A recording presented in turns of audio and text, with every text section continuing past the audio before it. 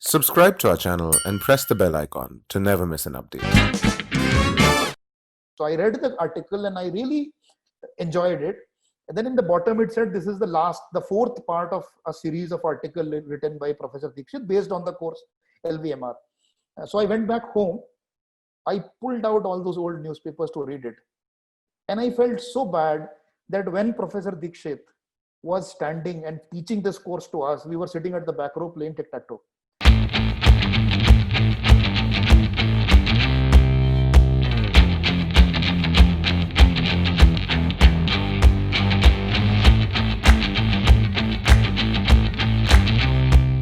So Manishi, tell us about your early life. How was it growing up, in Uttar Pradesh? I come from a very small town called Kodwar. When life started, we were a part of Uttar Pradesh. Sometimes in between, we became a part of Uttarakhand. So it's a small hill town. Very fortunate that even in those days, there were schools who were teaching us English, which enabled us to do whatever we have been doing all along. My dad was a lecturer in a government college, and therefore there was a bit of culture for learning and education. And I think that prompted us. We were three siblings. Incidentally, all three of us landed in IIM. I mean, my sister was from Lucknow, and me and my brother in Ahmedabad. So I did my 10th from Kodwar. Like all middle class households, the ambition was to get into an IIT, not knowing what an IIT was all about, not knowing anything about world. So I did my 10th. Then obviously there was no school in Kodwar, which was more than class 10th. And therefore I moved to Dehradun.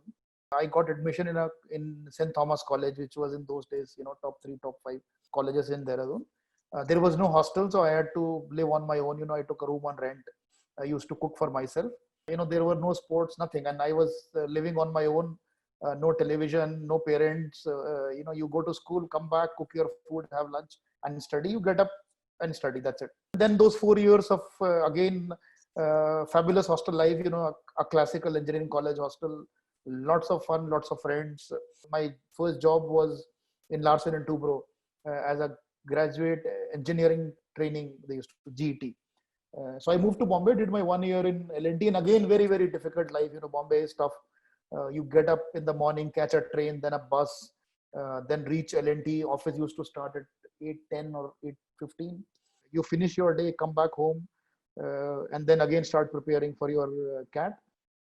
So that's how I prepared while working. I was very happy the way exam went. Thankfully, I got a call from Ahmedabad, Calcutta, Lucknow, and eventually converted Ahmedabad and Lucknow. Why did you choose to take up management in the first place? Like, you were an engineer, you got into IIT, you got an engineering job as well.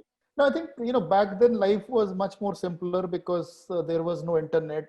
The knowledge of all the options available was very much limited. I clearly, after my engineering, didn't want to do MS in the US, which is one group of people in an engineering college, so to say, who from day one know they have to go for MS and they are preparing for that. And if I remember correctly, my feelings were that I will possibly not make enough money being an engineer. We were all from a middle class background, trying to find a place and living a life where you were perpetually told that there are these 2-3 options. Either you do one of them or you will not be able to do anything. Today you can make a lot of money by posting a content on YouTube, so there is much more awareness about various avenues. Possibly we were all flowing from one place to another, hearing things. Yes, my sister going to Lucknow created a perspective. Obviously, we got to know that there are companies like a P&G or Hindustan Lever, which were prime employers in NB school in those days. So it felt as if it was a natural follow through, especially when you don't want to do an MS. And the other group of guys, if I look back into my batch today, possibly a group went to do MBA, a group went to do MS, and the other third group went into IT. Picked up by Infosys and those kind of companies in those days. There would be very few, possibly 5, who are still operating as a engineer. For sure, there are some people out of the batch who are still working as an engineer. I was surprised that you didn't mention civil services. Especially from an Uttaranchal or Uttarakhand perspective, which was a hill town. I don't think civil services was for today. I can, and there are people out there who would be listening to this. I could tell him that sometimes I feel that your ability to make an impact is way higher in civil service. People color it in so many things, and yes, there is a political leadership, and so there could be a lot of ifs and buts which are there in every career option.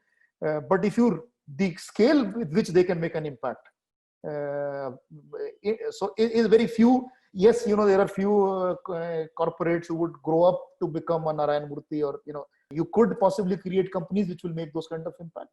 But bureaucrats can make a lot of impact. I mean, coming back to IIM Ahmedabad, it's probably the dream school for most people. At least most people, when they start preparing for any MBA exam, the dream institution in India, at least, is to get into IIM Ahmedabad. So, were you aware at that time that you were in a really, really great, going to a great institution? And also tell us about your life at IIM Ahmedabad for 2 years, and how was it for you? So, for me, the beauty of it, or the irony of it, is that yes, we were aware, we knew, or I knew it's such a great place, and I possibly cleared it because I was very confident I will never get there. So when I got my 3 calls, Ahmedabad just gave me about 10 days between the call and the interview, GD interview. And so it was like, okay, fine, I am not going to get there. The place is for immortals and gods. So I took it saying, this is a test trial version, let me get a sense of it, feel of it. And then I went in for the interview, cleared it. When I joined IIM Ahmedabad, I think the first day we got those booklets and all, and I went through them to realize that you can't get D's, or you can't get F's in 2 subjects. If you get, then you get held up for a year or something like that. And then I said, okay, fine, I just have to ensure, because even till that time, I was not sure that I belong to the place. So the objective when I started my studies in IIM was to ensure that I don't get 2 F's. So I don't want to lose a year, or I don't want to be kicked out of the place. That's how it did start. Eventually, when I did my first midterm, I did very, very well. I don't remember, but possibly 3.5 or some kind of, very, very good CGPA. And then I got relaxed, saying, okay, fine. Doesn't look, I will possibly not get 2 F's. And then enjoyed my journey. But one big difference, and which we tell to people very often, is that we were very kiddish when we reached there. I was straight out of an engineering college for 1 year. A lot, I personally and a lot of us looked into it like an extension of an engineering college. And I have a very nice story that there was a course called LVMR, Leadership, Vision, Management and Reality. One professor M.R. Dikshit used to take it, and it was about leadership in novels. So how did, let's say, Yudhishthir behaved as a corporate. So you compare a leadership in a novel with a leadership in a corporate world. And because the exam was like, so they used to teach you novels. So we all took it because it was, it was a fun course. You don't have to work hard and you will clear it kinds. And then anyway, we passed on. And then many years later, one day I was flying on a Saturday. In the flight, they gave me that corporate dossier, which had an article on the course written by Professor Dikshit. So I read the article and I really enjoyed it. And then in the bottom, it said, this is the 4th part of a series of articles written by Professor Dikshit based on the course LVMR. So I went back home. I pulled out all those old newspapers to read it. And I felt so bad that when Professor Dikshit was standing and teaching this course to us, we were sitting at the back row playing tic-tac-toe. What are the extracurriculars that you tried at IIM Ahmedabad? And also tell us, where did you intern? Like, how was the summer internship like? So my summer internship was with the Monsanto, which was in those days a very different company from what it is today. They were getting into these genetic modified seeds and all, and they were doing BT cotton, which is resistant to some kind of a cotton pest, and they were doing some sugarcane.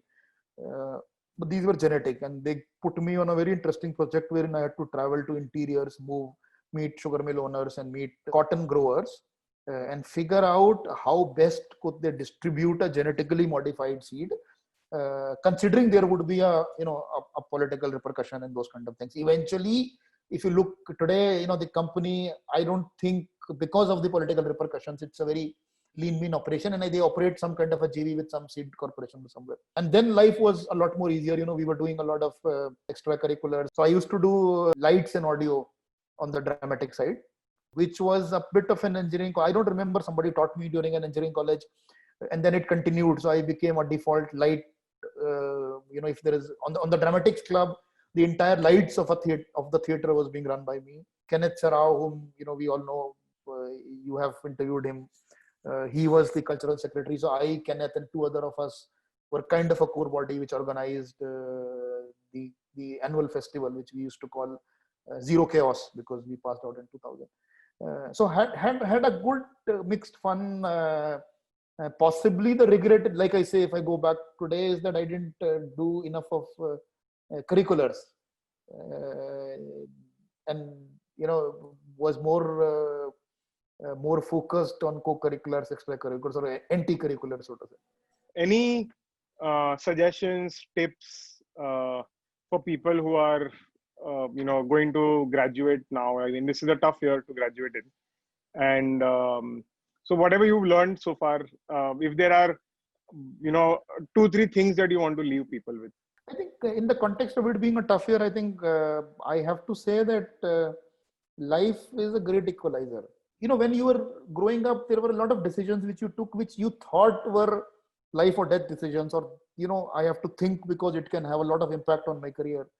But when you look back, I get a feel that even if I could have taken left or right, I would have arrived at this or near this kind of a situation. So 20 years is a long time. If you are doing your work with integrity, it doesn't matter where you are starting. A lot of decisions which will come, which would look like they are life-shattering. A lot of moments which will come, which would look like they are life-shattering, and things will destroy. But if you just keep working ahead, keep moving in a single direction, you would reach somewhere.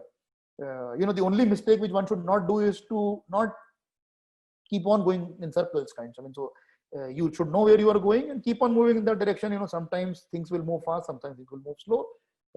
But over time, you would by and large reach where you were destined to reach, or where you had capability to reach. That's one big thing in the current today's context. So you may start whatever you are starting, but another growth period will come, and 20 years down the line, you could look back and laugh and smile at it. I think that's number one. The second thing is that most things in life are very much logical, So one should just try to, regardless the visibility of it, regardless what is being talked, shown, or projected to you, eventually people are very, very logical human beings. If you give a reward, people react. If you give a punishment, people react. So there are, one should keep the basics in place, because those basics will keep on helping you in whichever situations you are. And third is integrity and hard work. I always say that one should be very, very honest and do things which you can, you can be proud of in a certain way. And there are, sometimes we feel that the level of ethics should be preserved.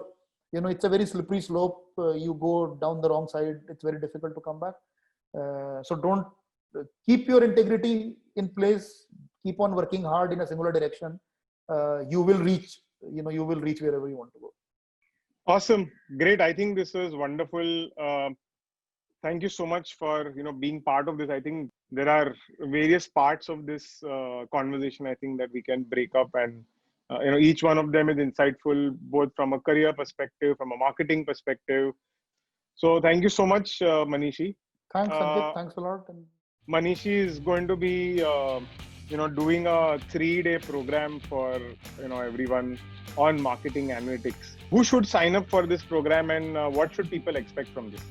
So, marketing over the past 5, 7, 10 years has quickly moved from being an art to a hardcore science. So what I would possibly focus in the course, one, obviously I start from what a traditional marketing is, and then we move on to what the world is today, with a lot of these technologies which are on the horizon, either have arrived or would be arriving, and how you can improve your classical decision making by relying more on data.